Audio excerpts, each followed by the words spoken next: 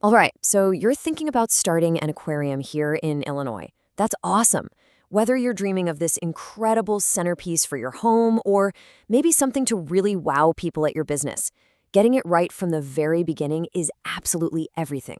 Let's get into it. You can almost see it now, can't you? That vibrant underwater world just buzzing with life and color right in your own space. But, turning that beautiful vision into a thriving, healthy reality, well, it takes a little more than just adding water. And really, that's what this is all about. A successful aquarium isn't built on luck. Nope. It's built on smart, informed decisions that you make from the very, very beginning. A solid plan is probably the most important tool you're going to have. Okay, so let's start laying down the foundation for that plan. These first decisions, they are the bedrock of your entire blueprint. They're going to influence every single thing that comes after. So yeah, getting them right is critical. Think about this for a second. Before you even start looking at tank sizes or cool lighting or fancy filters, the most critical decision is what you're actually going to keep in it. The species you choose dictates the entire setup, your maintenance schedule, and, believe it or not, even the legality of your project. It all starts right here. So, with that in mind, how do you actually choose those residents wisely?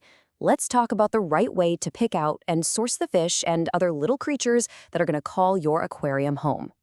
The key word here is responsibility. You're looking for species that are actually going to thrive in a tank, not just barely survive. And that means you've got to understand their specific needs, temperature, water chemistry, what they eat. A reputable supplier is completely non-negotiable. They aren't just selling you a fish, they're giving you the essential info you need for its long-term health. Okay, so once you have your residence, you're not just an owner anymore. You're basically the manager of this delicate, living mini ecosystem. And hey, every ecosystem, no matter how big or small, it produces waste. Let's get really clear about what we mean by water waste. It's not just the old water you take out. It's actually a mix of everything you clean out.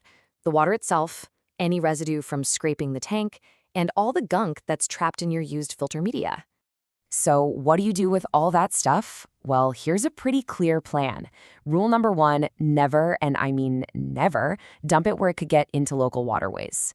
Here in Illinois, a lot of storm drains go directly to our rivers and lakes. So instead, you need a disposal plan from day one. Just checking your local city or county guidance, or even just asking your supplier, that can make a huge difference for our environment. Now, this whole idea of planning and responsibility, it really scales up depending on where the aquarium is.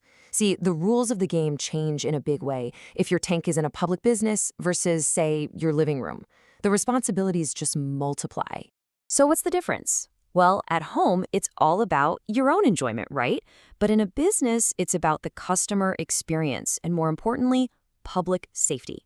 You have to actively plan for stuff like slip hazards from splashes or electrical safety. And what if the power goes out? You got to have an emergency plan for that. Maintenance can't just happen whenever you feel like it. It has to be on a strict, documented schedule. And this all leads us to the real heart of long-term ownership. It's so much more than just the setup and the cleaning. It's really a pledge you're making for the entire life of the animals in your care.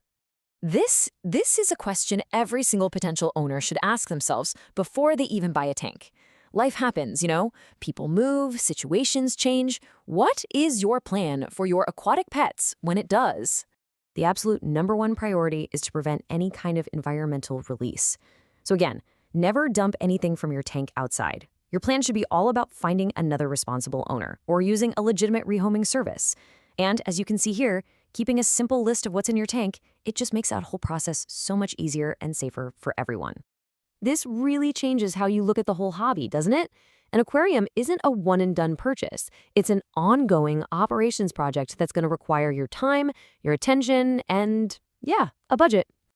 And this chart breaks down what that budget really looks like over time. You see, the bulk of your spending isn't that initial setup. A huge 40% is just for ongoing supplies like food and new filter cartridges. Then you've got big chunks for replacement parts and all the water conditioners, and you've got to factor in the cost of your own time or paying for a professional service. So we'll end on this thought. A beautiful aquarium can bring you just years and years of joy, but only if it's built on a solid foundation. So take another look at that blueprint we talked about. Is your plan, is it really built to last? Thanks for joining us.